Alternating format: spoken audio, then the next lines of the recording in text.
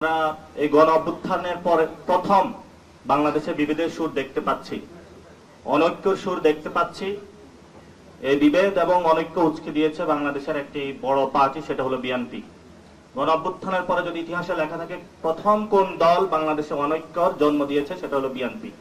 বাংলাদেশে জনগণের এই আদেশ বুঝে নেওয়ার জন্য, দুর্বার আন্দোলন গড়ে তোলার জন্য, যাতে কোনো অনৈক্য সৃষ্টিকারী, নির্বাচন বানচালের ষড়যন্ত্রকারী যারা বাংলাদেশে সৃষ্টি করার পায় তারা করছে, তারা যদি কোনো কিছু করতে চায় তাহলে যুব সমাজের রক্তের উপর দিয়ে তাদেরকে যেতে হবে। গতকালকে মির্জা ফখরুল বলেছেন নোট অফ ডিসেন্টের বিষয়ে, সালাউদ্দিন সাহেবও বলেছেন। বিএনপি কনসেনসাস কমিশনে যে নোট অফ ডিসেন্ট গুলো দিয়েছে, আমি সেগুলোকে বলবো নোট অফ ডিসেন্ট নয়, নোট অফ চিটিং।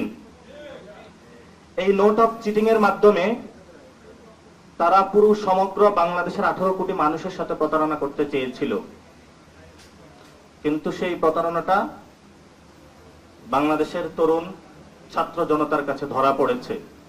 কিন্তু বিএনপি ওইখানে নোট অফ ডিসেন্ট দিয়ে রেখেছে, কারণ ভাইয়ার কলে সেখানে হলো তাকে নিয়োগ দিতে হবে। সেজন্য বাংলাদেশে আর কোনো ভাইয়াগিরি চলবে না, যে সারাদিন আপনি পড়ার টেবিলে বসে থেকে নিজের সমস্ত মা বাবার টাকা ব্যয় করে, জমি বিক্রি করে, এত পরিশ্রম করে পড়াশোনা করে একটি সরকারি চাকরির জন্য যখন যান, সেখানে বিএনপি বলছে বিএনপি না করলে চাকরি পাবেন না, আপনার মেধার অবমূল্যায়ন করা হবে। সেখানে নিরপেক্ষ যে নিয়োগ সেটা তারা চায় না, কারণ বাংলাদেশে তারা দুর্নীতিতে চ্যাম্পিয়ন হয়েছিল।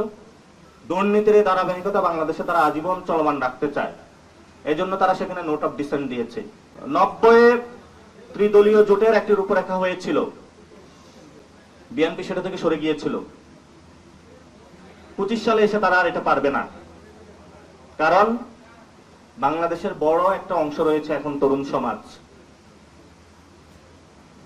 আমরা বলি যে জুলাই সনদের আইনি ভিত্তি দেওয়ার একমাত্র এখতিয়ার হলো ডক্টর ইউনূসের। সরকারের কাছে আমাদের আবেদন থাকবে যে আপনাদের কাছে নীতিমালা এসেছে, আপনারা দ্রুত আদেশ জারি করুন। আমাদের এই উৎকণ্ঠা, বিএনপি যে অনৈক্য সৃষ্টি করতে চাচ্ছে, এটা থেকে বাংলাদেশকে মুক্তি দিন। বিএনপি এবং আওয়ামী লীগ দুই ফ্যামিলি আবার ইলেকশন করতে চাচ্ছে তারা। বাংলাদেশে আগামীতে বিএনপির সেই স্বপ্ন আমরা বাস্তবায়ন হতে দিব না। তারা বলছে রাষ্ট্রপতি নাকি হলো অধ্যাদেশ বা প্রজ্ঞাপন বা আদেশ জারি করবে। বলে যে চুপ্পুর সেই কোনো বৈধতা নাই, একজন খুনি বাংলাদেশের এই পবিত্র দলিলের আদেশ জারি করবে।